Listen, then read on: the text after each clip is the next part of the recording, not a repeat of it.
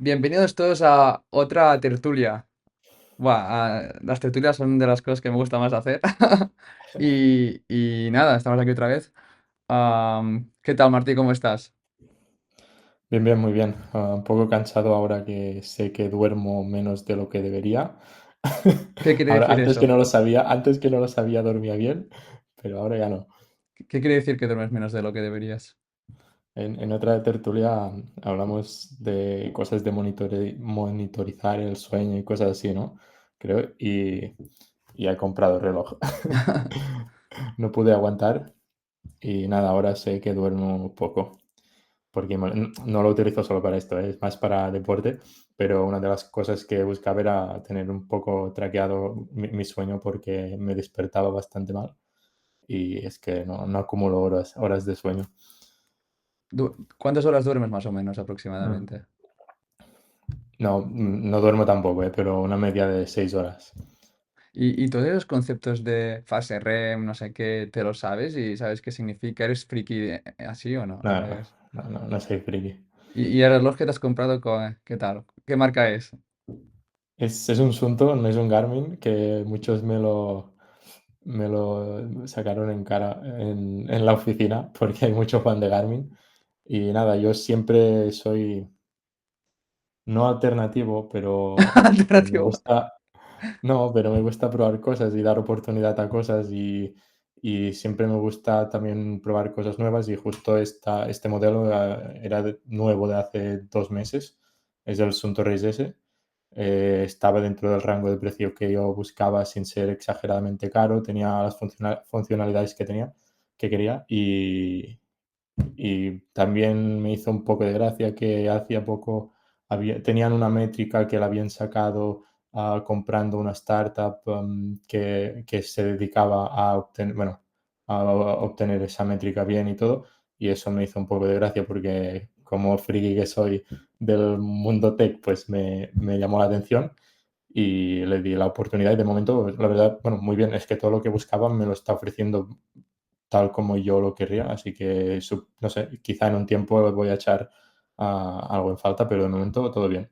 El otro día estábamos hablando también que los relojes Apple, que lo peor es que están Mm, súper completos, pero que quizás lo peor que tienen son la batería.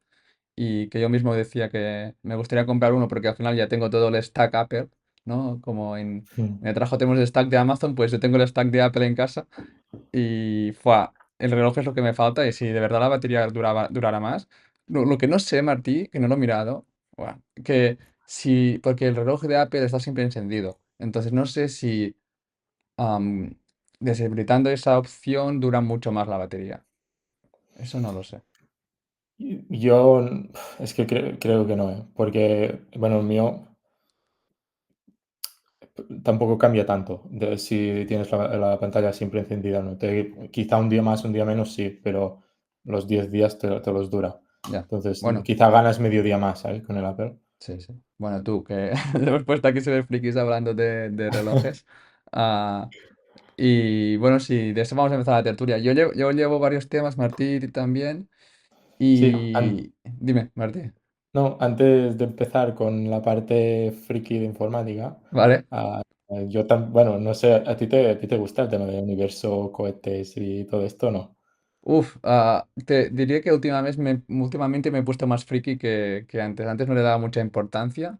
Pero mira, justo hoy, tú vas a decir otra cosa, pero justo hoy estaba leyendo que va a llegar, ha enviado como una nave a una luna de Saturno o de Júpiter, no me acuerdo, que era Sí. propencia a tener vida. Y bueno, me he puesto a leerlo, súper interesante. Y nada, aparte de eso, poco más.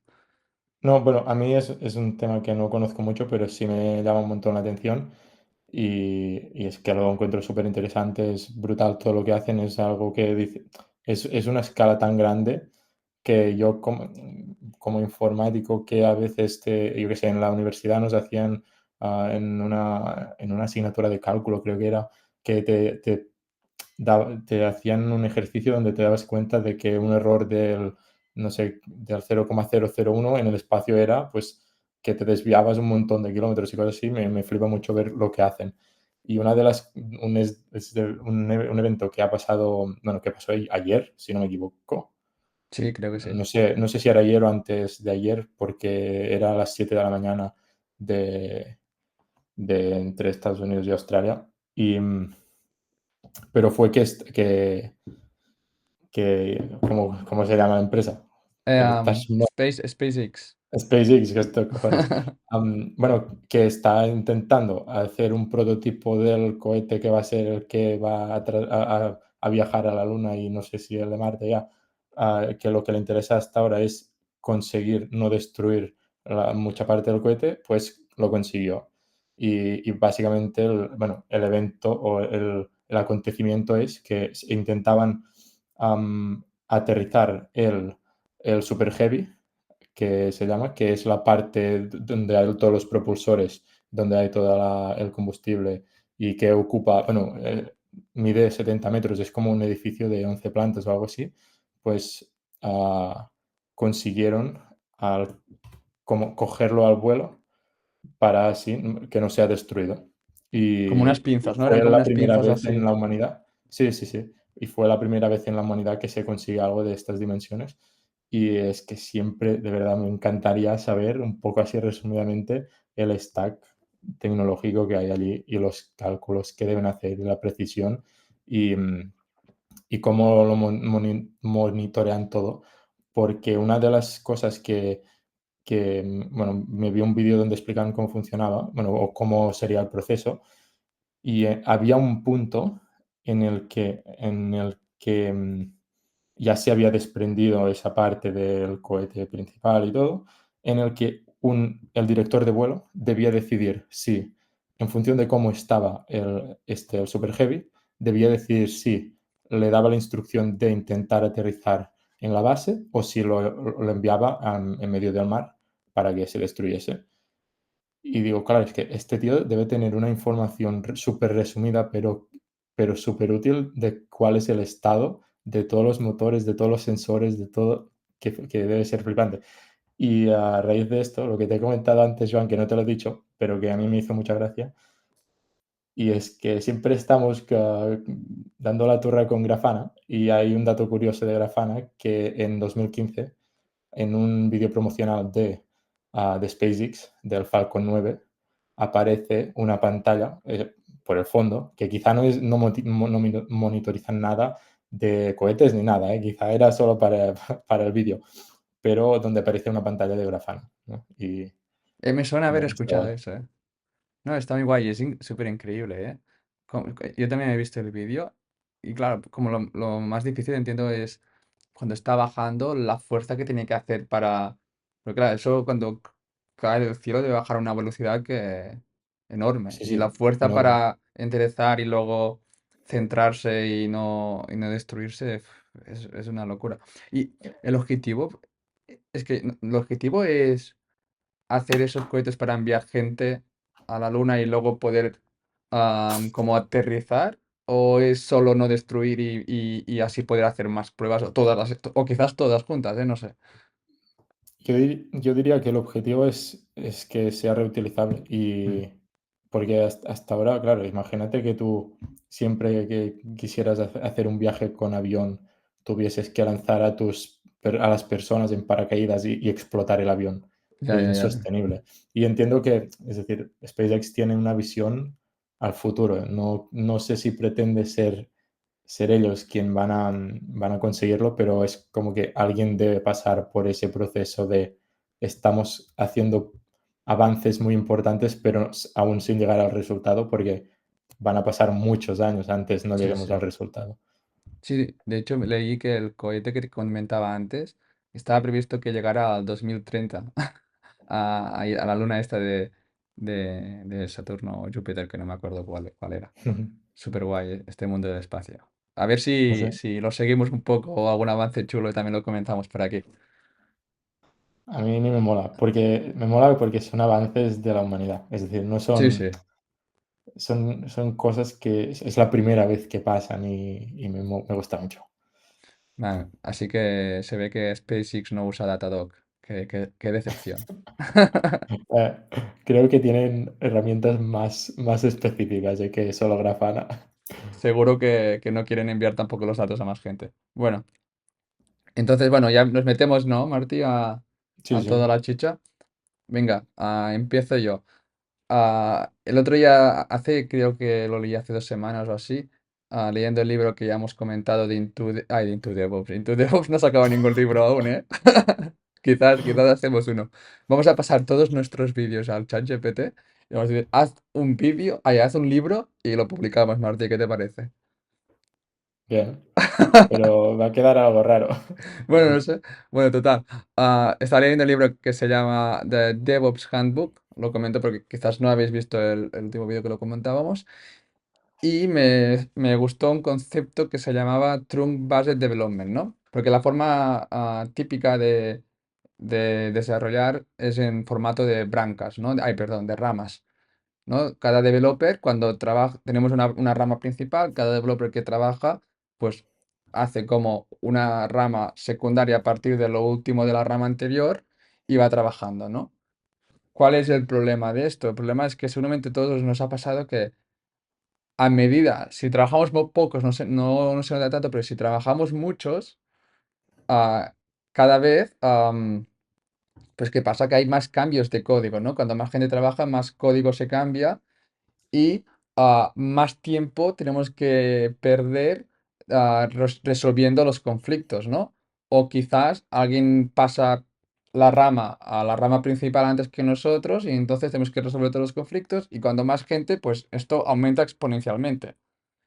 Entonces, de aquí surgió este concepto del Trunk Based, ¿no? Que también dicen que si es doloroso hacer merge, ¿no? Por así decirlo de una forma, pues se hace menos veces. Y luego también terminamos con esas ramas enormes, con unas pull requests, con miles de cambios, que es infumable. Entonces, este formato nuevo, la forma es que como el equipo se compromete a hacer commits cada 24 horas, ¿no? 24 horas. Entiendo que es un poco flexible, ¿no? No tenemos que, nunca en la vida se tiene que ser súper estricto, pero debe ser un poco flexible, pero tú la idea es que te comprometes en cada día, pues, a hacer un commit de tus cambios, ¿no? ¿Qué hace eso? Pues hace que obviamente haya menos código, hay menos código que haya cambiado que cognitivamente, que es a mí es una de las cosas que siempre me gusta más, que cognitivamente sea fácil de leer y de revisar, ¿no? Porque así o sea, unas PRs más pequeñas hace que el equipo pueda aportar más, pueda leer, entender más y, ah, pues bueno, que en general es como más fácil, ¿no? Entonces, bueno, es un concepto que me ha gustado mucho. Se ve que cuando se trabaja mucha gente es un concepto que se suele utilizar mucho. Así también hay que hacer como un cambio de mentalidad a la hora de desarrollar, porque si tienes que hacer un cómic cada 24, cada día, tienes que hacer como código más pequeño e ir avanzando poco a poco, ¿no? Por ejemplo, pues yo sé que tengo que hacer, no sé, un endpoint de usuarios, pues el primer día pues creo los tests, luego los repositorios y voy subiendo, voy pasando las cosas poco a poco, o si hay cosas que ya existen, las cambio poco a poco, de forma que se puedan hacer merge, o sea que eso también es una cosa muy chula, ¿no? Tienes que pensar para que puedas pasarlo a producción ya directamente, ¿no? Entonces, bueno, se ve que esto escala a gran escala, que esto a gran escala escala mucho mejor. Y nada, me quería compartirlo con vosotros. Una pregunta, Sí, John. Has hablado al principio de las ramas. sí. ¿Eliminas al completo las ramas? ¿Es un commit directamente a tu entorno de test? Yo supongo que, o sea, lo chulo no es el concepto, ¿no? O sea, cada día tienes que hacer tienes que pasarlo a la rama principal. Entonces, si haces una rama y luego haces merge, para mí no tiene que haber ningún problema. Aunque, claro, por ejemplo, en GitHub tienes muy fácil la integración de pasar los tests en una rama y luego hacer merge, ¿no? Luego, si no lo haces así, tendrías que buscar una forma que antes de hacer un commit pasaran unos tests y si no, no se puede hacer merge. Yo creo que lo interesante es que pase rápido a la rama principal. Vale, vale, es eso, ¿eh? El commit que hablas no es un commit a tu rama, sino es un commit que se merge con el de todos, ya. exacto. Vale. Es la teoría, ¿sabes? Luego en la práctica, pues te lo adaptas, pero yo sería partidario de, bueno, no pasa nada, haces una rama, pero que tienes que hacer merch ese día y tienes que ser flexible. Pero bueno, la idea de ir a pasar las cosas pequeñas y rápidamente, pues también influye en tener menos errores, que no haces hay cambios muy grandes, ¿no? Que lo que he dicho, que también el equipo, la gente, revisarlo le es más fácil, ¿no? Y yo nunca, esto es una cosa que no he visto nunca, obviamente, pero no me parece mala idea. El problema, Martí, es que estas cosas son difíciles, ¿no? Quizás de decir, vamos a probar eso, ¿no? Porque tú y yo lo podríamos probar en nuestro equipo, pero lo interesante es verlo a gran escala, con mucha gente, si es verdad ayuda. El libro decía que al principio los developers, porque hay un ejemplo de HP, que ahora no me acuerdo de todos los detalles, pero había un ejemplo, como siempre, en el libro, Ujú. y decía que al principio los developers, como eran un poco reácidos, no sé si lo he dicho bien, pero bueno, Gracias. reácidos. Y que luego, una vez pasado un tiempo, es que no querían volver y no se imaginaban otra forma de trabajar. Entonces, bueno, Y ¿qué te también, parece? no, y también creo que es decir, tener ese objetivo en tiempo de terminar algo te obliga a estructurar muy bien tu día, ¿no? Es Exacto. decir, sabes qué parte tienes que acabar ese día, que hay veces que un proyecto más grande quizá dura una semana o 2 y quizá la organización, se desvía un poco, entonces te obliga a partirlo más en partes modulares o lo que sea que puedas terminar o que sabes que debes terminar ese día. Seguro que Aún alguien así del... me cuesta de imaginar, ¿eh? Sí, seguro que alguien diría, no, es que si te fijas en ese ejemplo, pues sí, seguro que hay ejemplos que no tienen sentido, pero en mucho de nuestro día a día, en programar ciertas cosas, seguro que se puede hacer. Pues primero hago este pequeño cambio e intento que ya se pueda pasar, ¿no? Y es una forma de también ayudar a tus compañeros a entender el código, a hacer mails más rápidos. Al final tenemos que intentar hacer deploy lo más rápido posible. Si también te obligas a separar una tarea muy grande en pequeñas partes, ¿no? O sea, es interesante. Es Y interesante. una pregunta, Mm, ¿es un límite, por la parte inferior o por la parte superior? Es decir, ¿es un mínimo perdón, es un máximo de una al día o es un mínimo de una al día? ahí Puedes hacer decía, 10 porque una de las cosas que dice de cómo en el libro que habla de cómo ujú, evaluar sí, cómo estás yendo o cómo está yendo tu equipo de desarrolladores es valorando cuántos deploys se hacen al exacto. día o en función de los trabajadores que tienes. Que si tú escalas en trabajadores y no escalas a nivel de deploys, quizá está pasando algo. Entonces, con ese método estás limitado a un poco, ¿no? Como Es mínimo vas a tener un deploy por trabajador, pero solo vas a tener un deploy por trabajador. bueno, no especifica que sea solo o sea, es la idea, ¿no? De pasar cada día las cosas. Y, y el método es como la contradicción a lo típico de las ramas, de hacer ramas muy grandes, muy largas, Mm, ¿no? Pero es como buscar las formas para llegar a lo que tú dices que cuantos más deploys mejor, ¿no? Pues así si haces como mínimo una vez un deploy, pero bueno, yo lo entiendo como un contrato que haces a nivel de organización, ¿no? Yo pues vamos a intentar hacer eso, pero luego puedo entender que haya diferentes casos. Pues estoy totalmente de acuerdo con lo que decías, que es lo que dice el libro, ¿no? Que una forma de medir es los deploys, pues con como escalas con trabajadores, porque si al final tienes muchos trabajadores, pero no despliegas más ni nada, pues estás un poco igual. ujú. Yo veo que tiene muy beneficio, mucho beneficio, no sé hablar, Sí. mucho beneficio con con eso, con cómo tú afrontas el proyecto, porque es distinto si tú lo organizas. Tengo que hacer esa tarea al día como mínimo y debo terminarla, o si tú afrontas todo el proyecto, que ya exacto. sabemos que afrontar proyectos muy grandes de Joan, Sí, sí, sí, que, sí. Tocaría fa to to culpable. to tocaría aplicarse esto A nosotros, veces ¿no? Primero. o hay veces que dejas esto pendiente de Sí, terminar eso otro, y ya lo dejas a medio terminar porque vas a terminar otra cosa, y luego volver a esa parte del proyecto que necesitaba esa otra cosa, te es más difícil y lo puedes dejar a medias. Y entonces ya lo enfocas a debo terminarlo y que sea mergeable. sí, es muy de cultura, ¿no? O sea, Mm. tocaría aplicarnos a nosotros también e intentar probar estas cosas y coger, la costumbre. Y Y estaré nada, bueno, atento cuando llegue a la parte del libro, que aún no he llegado. y nada, bueno, hasta aquí me ha parecido chulo, ¿no? El Trunk Based Development que se dice. El libro también dice que es de lo más raro de los conceptos más raros que explica, en el sentido de que muchas de las cosas que explica el libro que leemos son bastante, ¿cómo lo dice? Pues que muchas organizaciones lo han adaptado, ¿no? Que lo han Ujú. aplicado. Y esta es, como dice, la más rara.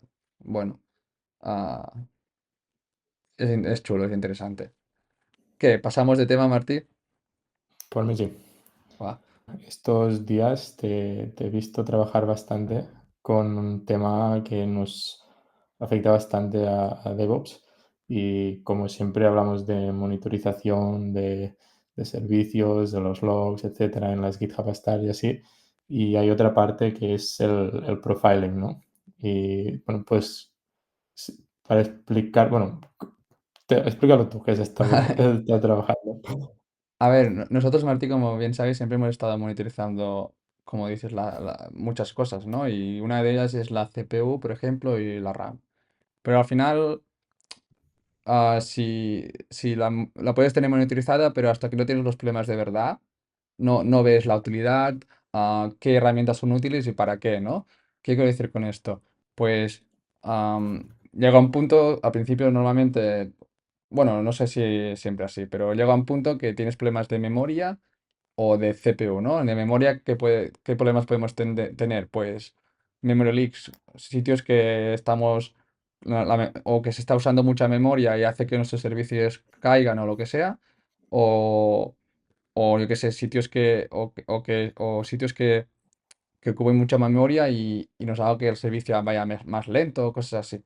Entonces, también otra cosa que nos puede pasar es que no entendamos cómo gestiona la memoria nuestro framework, o nuestro ORM o el código y eso. Y en cuanto a CPU, pues también para entender muchas veces cómo funcionan los servidores o los frameworks que usamos por debajo, cómo utilizan la CPU, ¿no? O sea, hay muchos que funcionan con workers, otros funcionan con threads, que escalan a nivel de procesos, todas esas cosas, am, pues son importantes.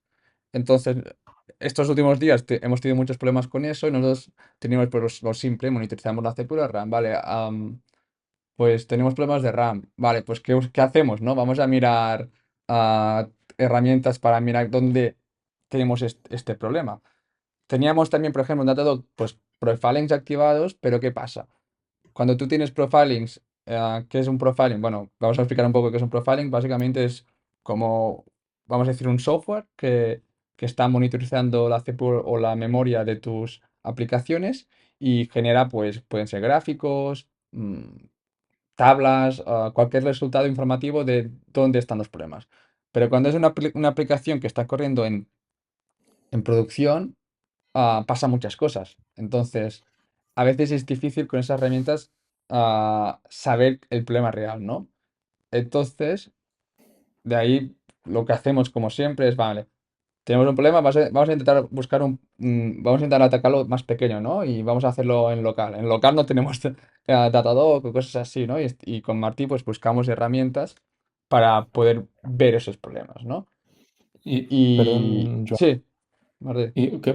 creo que un detalle interesante del profiling Ujú. es que intentas aprofundir a mucho más bajo nivel que solo monitorizar la CPU de tu servicio, por ejemplo. Exacto. Con el profiling consigues ya bien ir a nivel de objeto o a nivel de línea de código o a nivel de proceso muy específico de qué está pasando en tu servicio.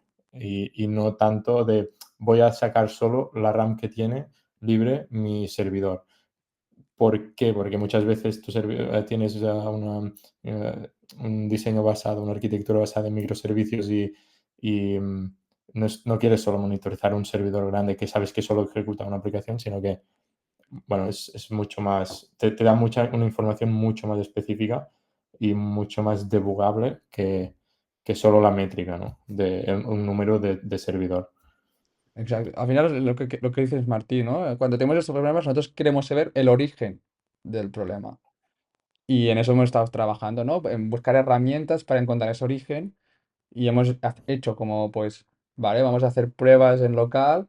Pues si sabemos que es un endpoint, por ejemplo, el problema, pues ya atacamos ese endpoint, ¿no? Que a veces lo sabemos, pues vale. En local usamos herramientas para saber exactamente dónde están los problemas y ya está. El otro problema es cuando no sabemos dónde está y luego quizás tenemos que hacer otras estrategias como de load testing para ver dónde está el problema. Pero hasta ahora nosotros no teníamos muchas herramientas para, o sea, teníamos tratado, pero nos costaba ver de verdad dónde estaba el problema, ¿no? Y ahí como yo no estoy muy decidido en cara, pero ahora mismo pienso que, por ejemplo, en local, pues yo tendría herramientas bastante potentes para, tanto en real time como para generar reports, ver de una prueba o de lo que estoy haciendo, dónde está, ¿no? La memoria que está ocupando tanta memoria, etcétera, ¿no? Pero luego quizás arriba, en los entornos de producción no tendría casi nada, porque es difícil de verdad sacar conclusiones ahí, porque pasa muchas cosas, luego queda, no sé si se llama así, desviajado, pero los resultados no son concluyentes del todo, ¿no? En cambio, es mucho mejor cuando tienes un problema, pues vamos a probarlo en local o en un entorno en test, con algún flag activamos quizás los profilers, ¿no? Y esta es un poco la idea que tengo ahora. No sé qué piensas, Martí. Sí, y ahora que comentas esto, también me gusta que comentes estos dos casos porque am, hay dos tipos, que eso lo comentamos un día, que hay dos tipos de profiling. El que es el tradicional o no continuo, que es un profiling basado en samples, ¿no? Que tú lo haces solo en un instante o en una parte muy concreta durante una ejecución, que esta es más recomendada quizá para momentos de desarrollo o de testeo en local, que ojo, también puedes hacer el continuous, ¿eh? Pero quizá te sobrecarga tu entorno. Si no lo quieres hacer voluntariamente, estás teniendo algo continuo allí, generando profiling que no te sirve para nada. Y luego hay el continuous profiling, que es el que quizá nos interesaría más tener si quisiésemos tener profiling en un entorno productivo, ah, el que no es tanto que el código activamente, ah, genere este profiling, sino que hay un agente externo obteniendo estos datos del servicio, que aún así suele sobrecargar un poco más el servicio, que nosotros, por ejemplo, nos pasaba, era un agente externo, pero aún así, bueno, gastaba un poco demasiado, ¿no? Sí, Y totalmente. claro, quizá una vez encuentras, vale, creo que viene de este endpoint, como tú has dicho, lo tenemos identificado, pues vamos a hacer un profiling que sea el código quien activamente te lo ofrezca, te lo genere. Ah, pues ese sería el tipo más recomendado en ese caso. Exacto. Una de las cosas que también estoy pensando, Martí, a ver qué te parece o qué piensas, que hemos hablado un poco hoy, es si es posible, por ejemplo, estás desarrollado y haces pruebas o lo que sea, habría que verlo o con algún test quizás de las cosas nuevas que haces o de todo, generar por ejemplo, un test de todo, ¿no? Tú ejecutas los tests y al mismo momento que ejecutas los tests, pues ejecutas profilers, ¿no? Y ahí miras ese profiler, yo estaba jugando y también te puede dar el resultado en formato de JSON, ¿no? Pues miras si hay alguna cosa que se pase de lo establecido o que consuma mucho, ¿no? Pues en ese caso, pues no dejas mergear, ¿no? Que eso puede ser interesante para evitar esos problemas, ¿no? Porque a veces nuestra preocupación o motivación es cómo me entero que antes de que llegue a cualquier sitio yo he detectado ese problema antes, ¿no? Eso puede ser interesante, ¿no? Ujú. Y no sé si sería posible. Es una de las cosas que también estamos un poco así indagando. Claro, es lo que comentábamos, ¿no? Que si ya tienes montado un workflow o un pipeline de load testing para el despliegue automático, allí puedes, ¿no? Añadir esa parte de profiling quizás y de evaluación del resultado. Porque a veces quizá el endpoint durante el load testing no ha subido de latencia, que es lo que puedes estar evaluando con la herramienta de K6 que vimos el otro día, pero quizá te está consumiendo 10 veces más RAM, pero tú estás haciendo las pruebas de CI/CD de load testing en un entorno súper súper grande, ¿sabes? Y no te enteras, que también tampoco estaría bien, ¿eh? Sobredimensionar el entorno de CI/CD más que en producción, pero que Exacto. podría pasar. Y bueno, hemos estado jugando con herramientas, ¿no? De Python, Mm. Martí, que, que probablemente se vengan en el GitHub Star. Como que son chulas, ¿no? Por ejemplo, para memoria tenemos, o sea, no creo que sea ningún spoiler, porque luego entramos mucho más en detalle en la GitHub Star, pero memRy, que es para, tanto te genera real time información de la memoria de cada línea de código, como te genera diferentes tipos de reports, que es muy chula. Y luego para CPU sí que no he visto tantas, pero hay una que se llama Py2 o algo así. Py es, no sé, hay otra que tiene un nombre a PySpeed, PySpy. PySP, sí, PySP, PySpark, no, PySpark es otra cosa. Pero es No, PySpeak. PySpy, es decir, está Ah, pronunciando diferentes vale. Py. Sí, sí, que esa también te genera en real time información de el tiempo de CPU donde está, en qué líneas de código, que es muy interesante y nada, que seguramente, bueno, se va a venir en las GitHub Star que se vienen porque hemos estado jugando mucho y nos gustaría compartirlo con vosotros y eso. Aquí, hasta aquí, no sé si nos dejamos algo, Martí, que querías comentar de No, este bueno, yo tema. sobre todo que es interesante jugar con eso cuando tienes casos reales y ver qué información te está siendo válida y útil y qué no, porque lo que nos pasó con Datadog, por ejemplo, es que sí, tú puedes tener una super monitorización, pensar que alguien lo tienes todo, y tenemos buena monitorización y buen profiling, Exacto, pero hay veces que está un poco sobrecargado, ¿no? Y dices, vale, tengo tanta información que no la sé interpretar.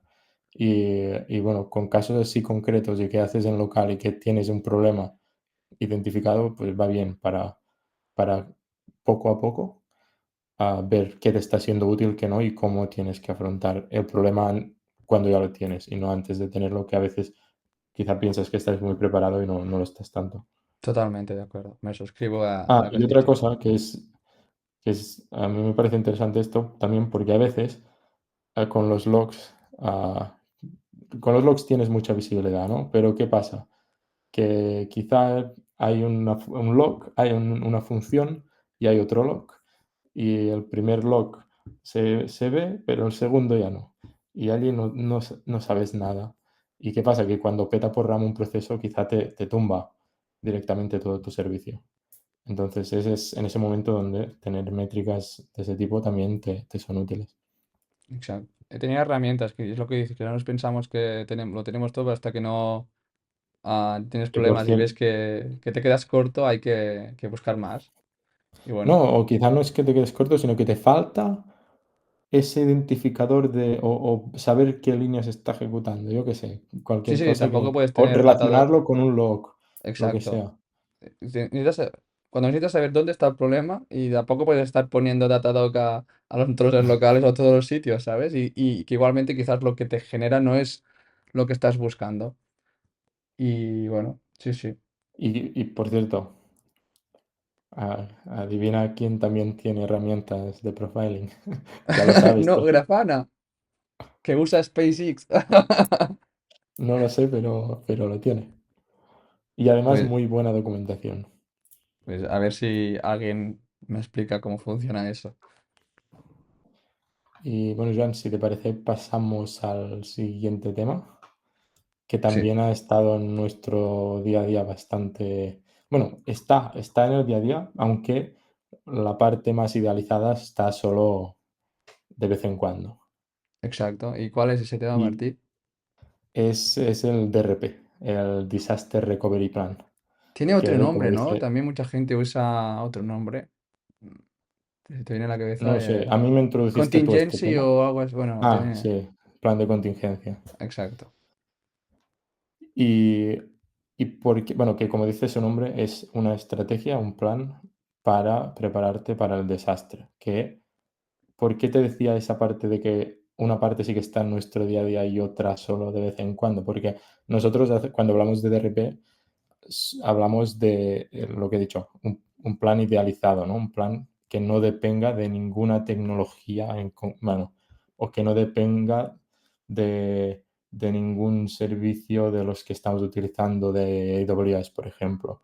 Que esto ya es un plan de mover infraestructura, de mover bases de datos, de mover a clúster donde se están ejecutando los servicios, de moverlo todo. Pero para mí, y viendo, por ejemplo, lo que se necesita para el certificado ISO 27001 o algo así, un, tener, por ejemplo, un plan de contingencia en caso de que tu base de datos quede corrupta, también forma parte también es un plan de recuperación ante desastre. Y por eso, bueno, yo lo había separado en varios niveles, a ver si a ti te parecen bien. ¿Vale? Que, bueno, uno sería, pues, solo servicios stateless, ¿no? Que nosotros estamos muy acostumbrados a trabajar con Docker y a que podemos levantar 10 servicios o levantar uno o tumbarlo y al cabo de un segundo tenerlo levantado, pero bueno, servicios stateless son esos servicios, software que se ejecuta que no guarda nada. Pero antes se tenía una máquina, ¿no? En casa la instalación de unas librerías con un software instalado y ejecutando algo. Que si eso se cae, quizá levantarlo es súper difícil. Entonces eso sería el nivel más básico, más fácil, que esto, bueno, con una buena preparación de tu infraestructura, utilizando un servicio como ECS, como Docker Swarm, como Kubernetes, lo solucionas bastante rápido y con una buena implementación de tus pipelines de CI/CD y de definición de servicios lo tienes solucionado. Luego otra parte sería la de base de datos, que podría ser que se queden corruptos tus datos, que alguna acción manual se cargue datos, que yo qué sé, que fastidies la configuración de tus bases de datos y eso, ¿cómo lo hacemos nosotros, Joan? Cuéntalo tú bueno, así hablas un poco.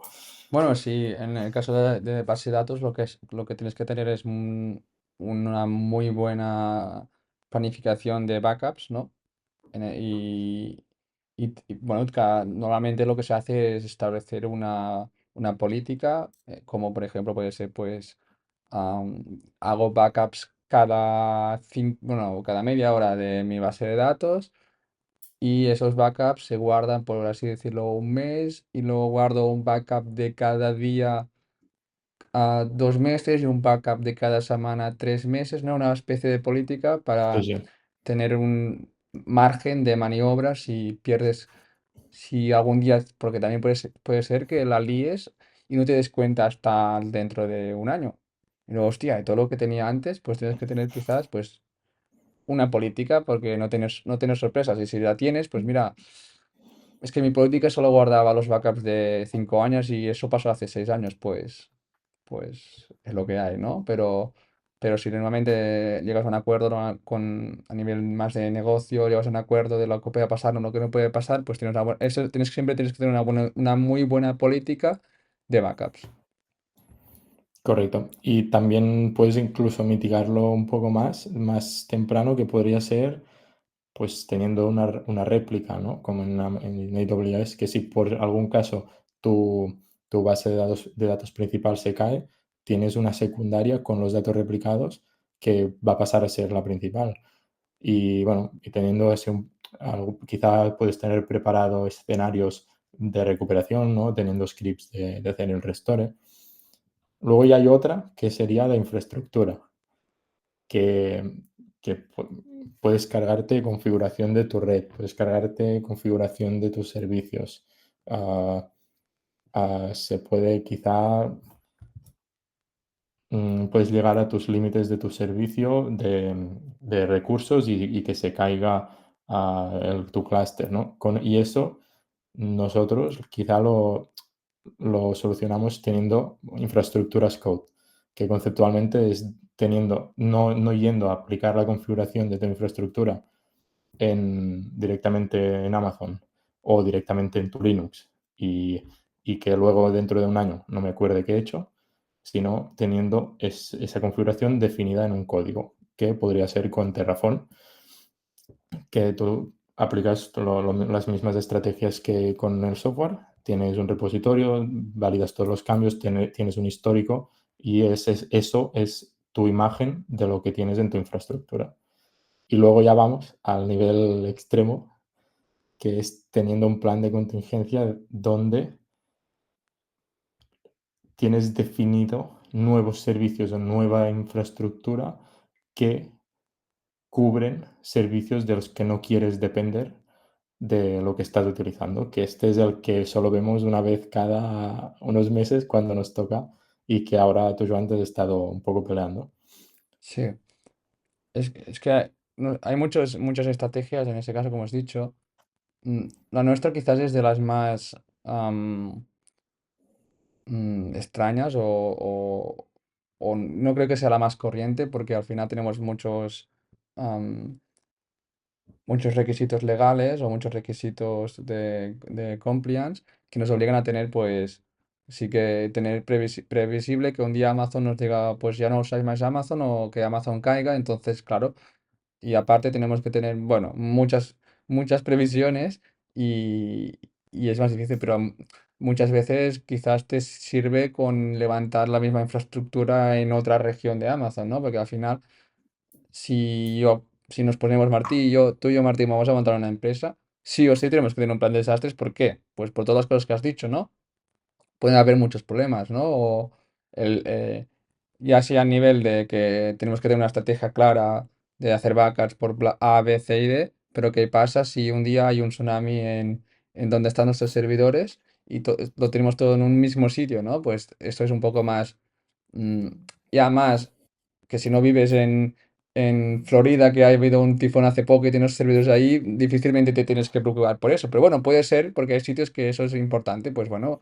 Luego, pues tienes una estrategia multicloud, pero quizás en Amazon te sirve, ¿no?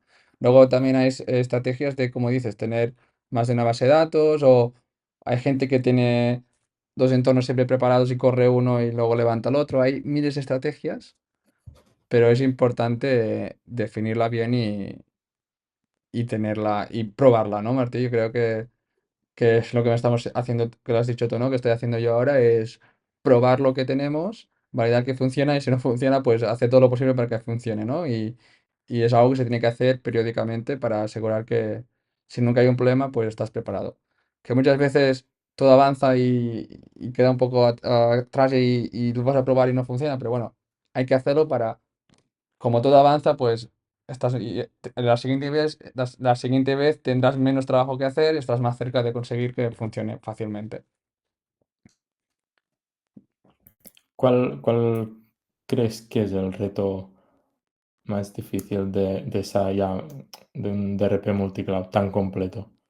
Bueno, buena pregunta, que has hecho apuesta, creo. Para mí, lo más difícil, que tengas que hacer poco.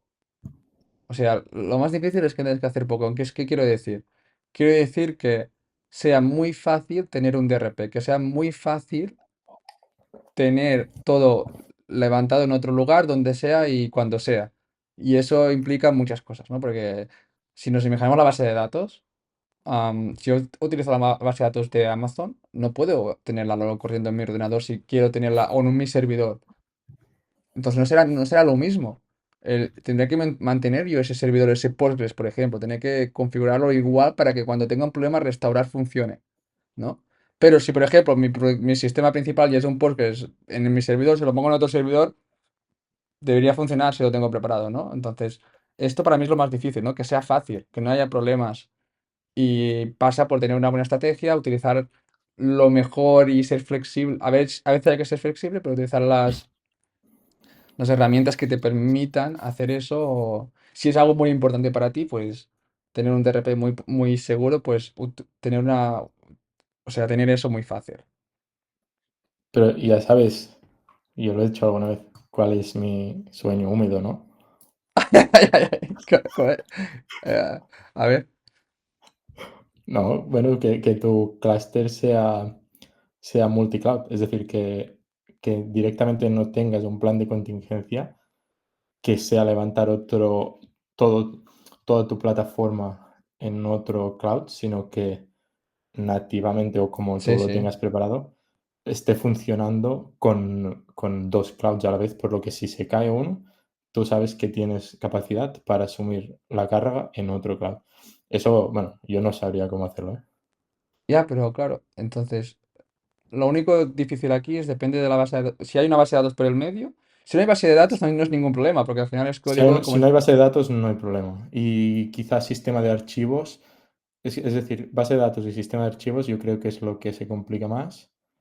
luego si usas por debajo herramientas más open source que los dos soporten, como puede ser, por Mm. ejemplo, Kubernetes y te manejes tú las bases de datos, etcétera, quizás también puedes hacer cosas y llegue a ser posible, pero también es más complejo, ¿no? Y Sí, y más difícil, pero no sé, todo es elegir la estrategia. Yo también mm. comparto tu sueño, Martí, ¿eh?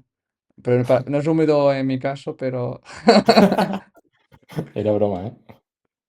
no, no, para mí mi sueño húmedo es más bien que sea fácil, cognitivamente sencillo, que sea barato, todas esas cosas, Sí.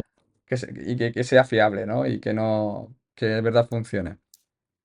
No, a mí, siendo más realista que lo del multicloud, que, bueno, un equipo de 2 personas con las responsabilidades, ah, que hay de más, pues no podemos.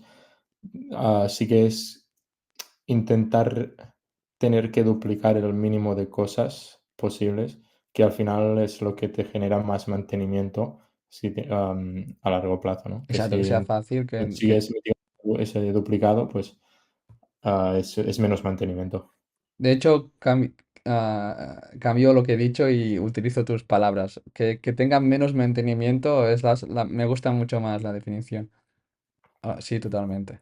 Es lo que hacemos, ¿no? Los DevOps, Martí, la gente de sistemas, buscar la forma de tener el menos mantenimiento posible. Que Bueno, sea claro, fácil. ese es el segundo sueño húmedo. Exacto. Es decir, yo mi objetivo es quedarme sin trabajo, Sí, es sí. que es dar, bueno, que no me necesiten en el trabajo, ni los desarrolladores, ni los que monitorizan a los servicios, ni nadie. Sí, Aunque, ¿no? Al bueno, final si eres queríamos ser autodidacta, unos developers más y bueno, es que es otra forma de trabajar, ¿no? Hay gente que también que cada persona se maneja lo suyo, pero siempre habrá que ver a alguien un poco más multidisciplinar que haga las otras cosas que nadie hace, ¿no? Quizás. Bueno, si tienes un DRP, todos somos responsables de entenderlo y de saber cómo funciona, pero siempre habrá trabajo que será extra, ¿no? Como un poco aparte bueno, o como que todo el mundo se tiene que responsabilizar del DRP y pues un día lo haces tú, otro día lo hace el otro. En el mundo que no haya personas de sistemas, pienso. ujú. Bueno, chulo, chulo. Me ha gustado la charla de hoy, más tranquila quizás que otros días, pero y con menos. Hoy no hemos tenido tanto, ¿cómo se dice? Pues las cosas últimas nuevas que pasan, ¿no? Es más de lo nuestro, pero bueno, ya no, o sea, no tiene por qué ser siempre así, ¿eh? Hoy teníamos ganas de hablar de estas cosas.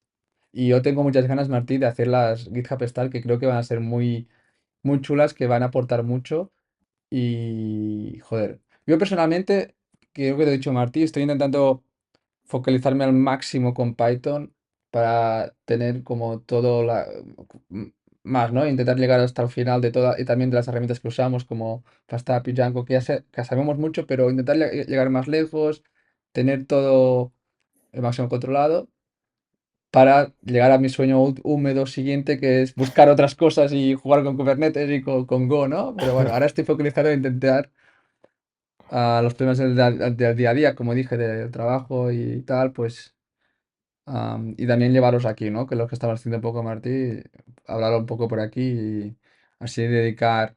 Que de hecho, hay otra cosa del trabajo que seguramente pasará un poco por aquí, ¿no? Que es como una formación específica de una cosa. Claro.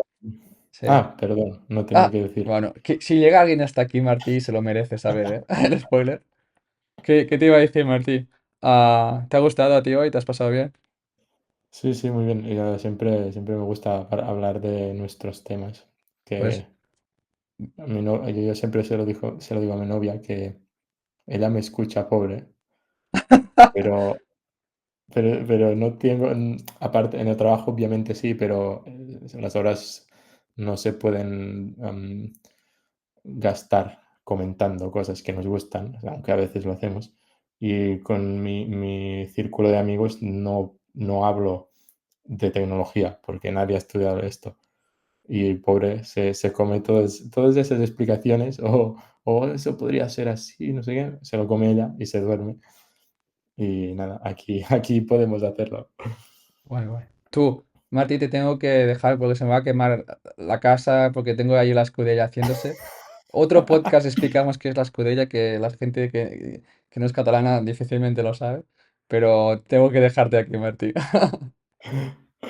Ya me invitarás un día a la Sí. escudella. Cuando quieras, vienes a hacer. Martí, la siguiente tertulia es en mi casa y con escudella. ¿Lo firmas? ¿Sí? ¿En Haciendo directo lo escudella. firmas? Sí. Vale, lo has firmado, ¿eh? Ya la siguiente tenemos que estar juntos. Venga, va. Chao. Adiós.